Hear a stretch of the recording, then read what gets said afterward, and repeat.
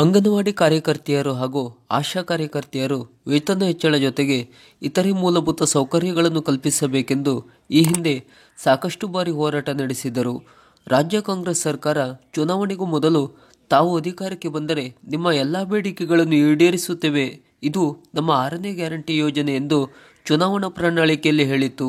ನಂತರ ಅಧಿಕಾರಕ್ಕೆ ಬಂದು ವರ್ಷಗಳೇ ಸಮೀಪಿಸುತ್ತಾ ಬಂದರೂ ಈ ಕಾರ್ಯಕರ್ತೆಯರ ಬೇಡಿಕೆ ಮಾತ್ರ ಇನ್ನೂ ಜಾರಿಯಾಗಿಲ್ಲ. ಇತ್ತೀಚೆಗೆ ರಾಮನಗರದಲ್ಲಿ ನಡೆದ ಸಭೆಯಲ್ಲಿ ಸಚಿವೆ ಲಕ್ಷ್ಮೀ ಹೆಬ್ಬಾಳ್ಕರ್ ಅವರು ಶೀಘ್ರದಲ್ಲೇ 6ನೇ ಗ್ಯಾರಂಟಿ ಘೋಷಿಸಲಿದ್ದೇವೆ ಎಂದು ಹೇಳಿದರು ಹೊರತು ಇದು ಕಾರ್ಯಕರ್ತೆಯರ ಗ್ಯಾರಂಟಿನ ಅಥವಾ ಇತರೆ ಗ್ಯಾರಂಟಿನ ಎಂದು ಬಹಿರಂಗಪಡಿಸಿಲ್ಲ ಮತ್ತು 6ನೇ ಗ್ಯಾರಂಟಿ ಘೋಷಣೆಗೆ ಮುಹೂರ್ತ ಕೂಡ ಕೂಡಿ ಬಂದಿಲ್ಲ. ಅಷ್ಟಕ್ಕೂ ಆಶಾ ಕಾರ್ಯಕರ್ತೆ ಹಾಗೂ ಅಂಗನವಾಡಿ ಕಾರ್ಯಕರ್ತೆಯರ 6ನೇ ಗ್ಯಾರಂಟಿ ಬೇಡಿಕೆ ಚುನಾವಣಾ ಪ್ರಣಾಳಿಕೆ ಏನು? ಗ್ಯಾರಂಟಿ ಸರ್ಕಾರಕ್ಕೆ ಈಡೇರಿಸಲು ಸಾಧ್ಯವಾಗುವುದಾ ಈ ಬೇಡಿಕೆ? ಅಂಗನವಾಡಿ ಕಾರ್ಯಕರ್ತೆಯರಿಗೆ 15,000ದಿಂದ 20,000ದವರೆಗೆ ವೇತನ ಹೆಚ್ಚಳ.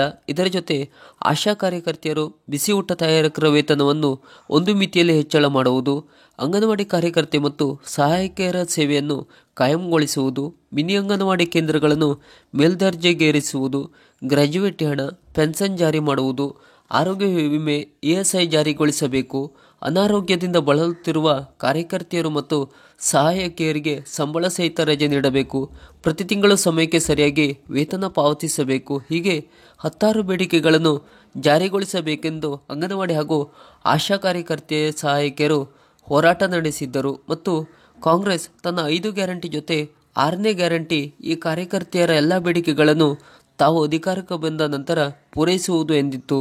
ಆದರೆ ಅಧಿಕಾರಕ್ಕೆ ಬಂದು ಕೊಟ್ಟ ಮಾತು ಉಳಿಸಿಕೊಂಡಿಲ್ಲ ಗ್ಯಾರಂಟಿ ಸರ್ಕಾರ. ಇತ್ತೀಚೆಗೆ ರಾಜ್ಯ ಅಂಗನವಾಡಿ ಹಾಗೂ ಆಶಾ ಕಾರ್ಯಕರ್ತೆಯರು ಮತ್ತು ಸಹಾಯಕ ಹಾಗೂ ವಿಕಲಚೇತನರ ನಿಯೋಗ ಮಕ್ಕಳ ಕಲ್ಯಾಣ ಸಚಿವೆ ಲಕ್ಷ್ಮೀ ಹೆಬ್ಬಾಳ್ಕರ್ ಜೊತೆ ಸಿಎಂ ಸಿದ್ದರಾಮಯ್ಯನವರನ್ನು ಭೇಟಿ ಮಾಡಿ ತಮ್ಮ ಬೇಡಿಕೆಗಳನ್ನು ಜಾರಿಗೊಳಿಸಬೇಕೆಂದು ಆಗ್ರಹಿಸಿದರು. ಇದಕ್ಕೆ ಸಿಎಂ ಪ್ರತಿಕ್ರಿಯಿಸಿ ತಮ್ಮೆಲ್ಲರ ನ್ಯಾಯಯುತ ಬೇಡಿಕೆಗಳನ್ನು ಹಂತವಾಗಿ ಈಡೇರಿಸಲು ಪ್ರಯತ್ನಿಸಲಾಗುವುದು ಎಂಬ ಭರವಸೆ ನೀಡಿದ್ದು ತಮ್ಮ ಎಕ್ಸ್ ಖಾತೆಯಲ್ಲೂ ಮಾಹಿತಿ ಹಂಚಿಕೊಂಡಿದ್ದಾರೆ. ಗೌರವಧನವನ್ನು ಹೆಚ್ಚಿಸಬೇಕೆಂಬ ಮನವಿ ಇದೆ, ಆದರೂ ತಕ್ಷಣಕ್ಕೆ ಬೇಡಿಕೆ ಈಡೇರಿಸುವುದು ಕಷ್ಟ ಸಾಧ್ಯ. ಕೇಂದ್ರದಿಂದ ಬರಬೇಕಾದ ಅನುದಾನ ಬರಲು ವಿಳಂಬವಾಗುತ್ತಿದೆ. ಈಗಾಗಲೇ ಶಾಲೆಗಳಿಗೆ ಉಚಿತ ವಿದ್ಯುತ್ ನೀಡಲಾಗುತ್ತಿದೆ. ತುರ್ತು ಕ್ರಮ ಪರಿಹಾರವಾಗಿ ಅಂಗನವಾಡಿ ಕಾರ್ಯಕರ್ತೆಯರಿಗೆ 1,000 ಹೆಚ್ಚಿಸುವ ಬಗ್ಗೆ ತೀರ್ಮಾನ ತೆಗೆದುಕೊಳ್ಳಲಾಗುವುದು ಎಂಬ ಮಾಹಿತಿ ನೀಡಿದ್ದಾರೆ. ಇನ್ನು ಆಶಾ ಕಾರ್ಯಕರ್ತೆಯರ ವೇತನ ಹೆಚ್ಚಳದ ಬಗ್ಗೆ ಆರೋಗ್ಯ ಸಚಿವ ದಿನೇಶ್ ಗುಂಡೂರಾವ್ ಅವರು ಮಾಹಿತಿ ನೀಡಿದ್ದು, ಈಗಾಗಲೇ ಹೆಚ್ಚಳ 2,000 ರೂಪಾಯಿ ಪ್ರೋತ್ಸಾಹಧನ ನೀಡಲಾಗುತ್ತಿದೆ. ಜೊತೆಗೆ 5 ಲಕ್ಷ ಆರೋಗ್ಯ ವಿಮೆ ಕಲ್ಪಿಸಲಾಗಿದೆ. ಮಾಸಿಕ ವೇತನ ಹೆಚ್ಚಳ ಬಗ್ಗೆ ಮುಖ್ಯಮಂತ್ರಿಯವರೊಂದಿಗೆ ಚರ್ಚಿಸಿ ಸಮಸ್ಯೆ ಬಗೆಹರಿಸುವ ಭರವಸೆ ನೀಡಿದ್ದಾರೆ. ಅಷ್ಟಕ್ಕೂ ಇವರೆಲ್ಲರ ವೇತನ ಹೆಚ್ಚಳ ಬೇಡಿಕೆ ಈಡೇರಿಸುತ್ತಾ ಗ್ಯಾರಂಟಿ ಸರ್ಕಾರ? ಈಗಾಗಲೇ ಸರ್ಕಾರಿ ನೌಕರರ ವೇತನ ಹೆಚ್ಚಳಕ್ಕೆ ನೌಕರರ ಆಯೋಗ ಮನವಿ ಸಲ್ಲಿಸಿದೆ. ಒಂದೆಡೆ ಅಭಿವೃದ್ಧಿಯ ಹಣವನ್ನೆಲ್ಲ ಗ್ಯಾರಂಟಿ ಯೋಜನೆಗೆ ಬಳಸುತ್ತಿದೆ ಎಂಬ ಆರೋಪವಿದೆ. ವರ್ಷಕ್ಕೆ 52,000 ಕೋಟಿ ಗ್ಯಾರಂಟಿ ಯೋಜನೆಗೆ ಹಣ ಬೇಕಾಗುತ್ತದೆ. ಅದರ ಮಧ್ಯೆ ಬರ ಪರಿಹಾರ, ವೇತನ ಹೆಚ್ಚಳ, ಅಭಿವೃದ್ಧಿ, ಇತರೆ ಮೂಲಭೂತ ಸೌಕರ್ಯ ಕಲ್ಪಿಸಬೇಕು. ಇವಕ್ಕೆಲ್ಲ ಹಣ ಹೊಂದಿಸುತ್ತಾ ಗ್ಯಾರಂಟಿ ಸರ್ಕಾರ.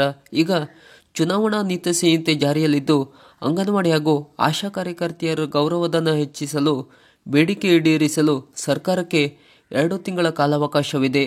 ಯಾವ ನಿರ್ಣಯ ತೆಗೆದುಕೊಳ್ಳಲಿದೆ ಎಂಬುದು ಕಾದು ನೋಡಬೇಕು. ಈ ಮಾಹಿತಿ ನಿಮಗೆ ಇಷ್ಟವಾದರೆ ಲೈಕ್ ಮಾಡಿ, ಶೇರ್ ಮಾಡಿ ಹಾಗೂ ನಮ್ಮ ಚಾನಲನ್ನು ಸಬ್ಸ್ಕ್ರೈಬ್ ಮಾಡಿ. ನಮಸ್ಕಾರ.